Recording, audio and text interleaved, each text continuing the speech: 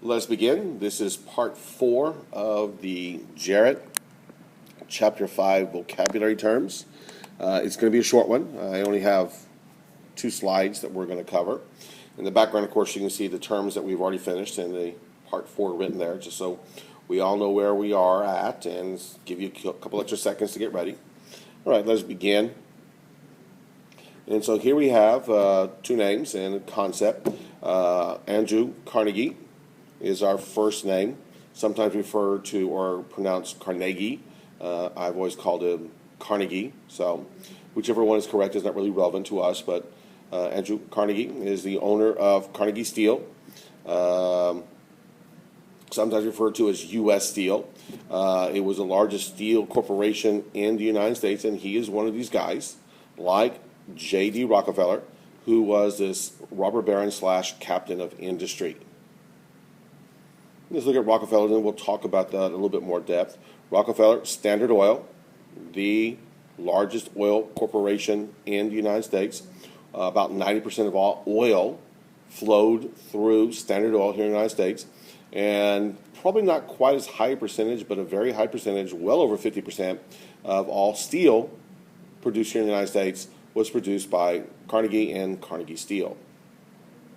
So these 2 men were 2 of the richest men in the world at the time of their deaths. At the time that we're discussing the Gilded Age, late 1800s, early 1900s, these were 2 of the leading producers and the 2 of the leading men in terms of wealth and power. Now, philanthropy, this term down here, is the act of giving money, to worthy causes. Now, we're not going to debate what is a worthy cause. There's any number of them, from cancer research to animal rescue shelters, wounded veterans, on and on and on. There's lots of them today, and there's plenty of them back then. But men like Carnegie, men like Rockefeller, Vanderbilt, J.P. Morgan, the list goes on and on and on.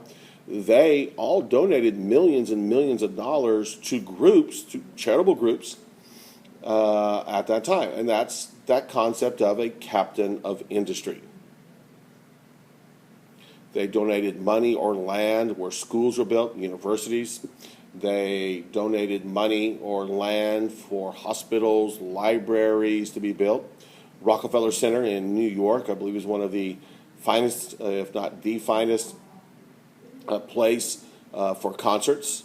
Carnegie Hall, same thing. And so they contributed to the arts. They contributed to medicine, hospitals, medical research. They contributed to education, money for schools, those types of things. So that's the captains of industry. Now, the concept of robber baron, that kind of flows from the concept that they broke the law, they cheated, they hurt people to acquire that large sum of money that they acquired. And I've given you examples here in class. It was not uncommon for people like Rockefeller or Carnegie to have their own private police forces that they would then use to break up strikes, or they would use those private security forces, private police forces, if you will, to intimidate people who attempted to create competition, or they would use that private police force to intimidate people to sell their stores, their property to them, to Rockefeller or Carnegie. So, were they great men? Yes. Were they good men? Well, that's kind of a different story. If all you believe is that they were captains of industry, yeah, they were good men. But unfortunately, you have to take into account that they were also this robber baron right here.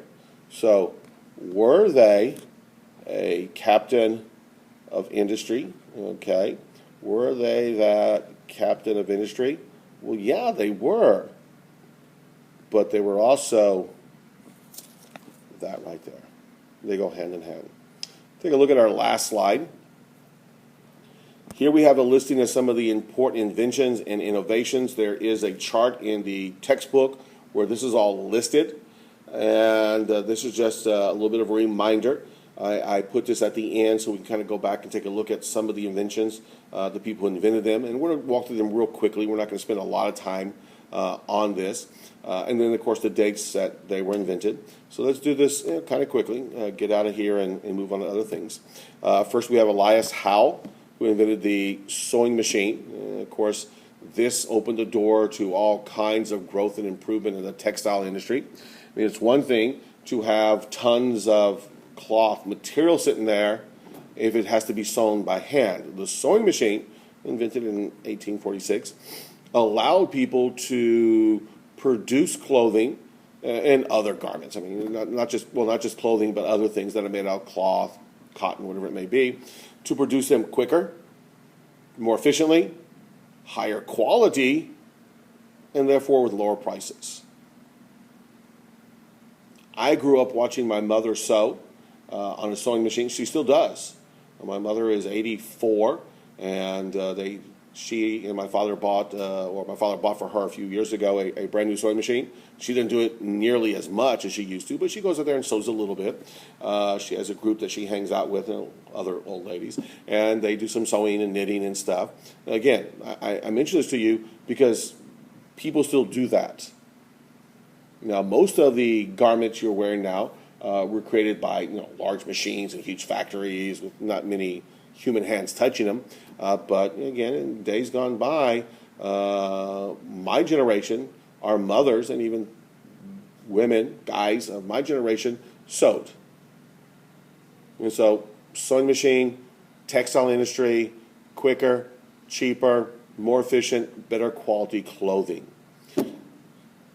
Alicia Otis, passenger elevator, 1852. Without that puppy, there are no skyscrapers.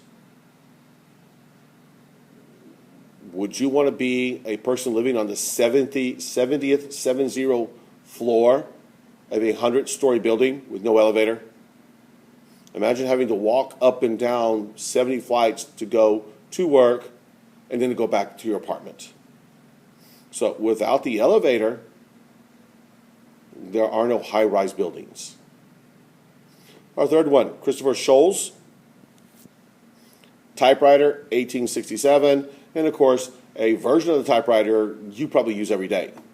Your keyboard, whether it be the keyboard on a laptop or a desktop, or the keyboard that pops up whenever you're using an iPad, which is I'm using right now, an iPad. If I want to type something, a little keyboard pops up. So the concept of that keyboard, the typewriter, which was the grandfather, if you will, of the keyboards we use today on our computers, created by Christopher Sholes in 1867. Alexander Graham Bell, I believe we've mentioned him, the telephone, 1876, and we're all aware of what that means to us in our society. Thomas Edison, electric light bulb, 1879, and again, you can look up, they're not on at the moment because we're watching this video, but Thomas Edison's light bulb brought light to the world. A cheap, efficient source of light 24/7. Allowed us now to do things at night we could not do before. To work, to illuminate our streets, to drive. A version of the light bulb is on the front of every car in our headlights that allows us to see as we drive at night. So the implications, the magnitude of this invention is really difficult to imagine because you and I, have never lived in a world where we didn't have the electric light bulb. Our final one, Orville and Wilbur Wright invented the airplane in 1903, the first successful flight, very short one, a few seconds, a few hundred feet. Kitty Hawk, I believe in North Carolina, in 1903, created the atmosphere, opened the door for other individuals to build airplanes, to set records, speed records, distance records, height records. And today, you can get on a plane in New York, fly across the Atlantic in a jet to England, let's say, or Paris, France, doesn't really matter, in a few hours. What used to take weeks or months to cross the Atlantic or to cross the Pacific now takes a few hours. As our planes become bigger, faster, the time to commute from one place to another shrinks, which of course is beneficial for businessmen who have to be someplace. Again, a lot of things can be done now on the phone, using the internet, video conferencing, but occasion you just have to sit face to face with somebody. The invention of the airplane some 113 years ago, which really in world history isn't that very long a period of time. 113 years ago, Orville and Wilbur Wright are inventing and flying the first airplane. It now has connected the world in such a way that you can be essentially anywhere from Edinburgh, Texas, you can be any place else on the planet within a few hours. Well, 15, 20 hours or so. Okay, that ends this little video. As I told you, it's going to be relatively short. It's about 11 minutes or so long. We have now finished our Chapter 5 vocabulary terms. Okay, so thank you. Bye.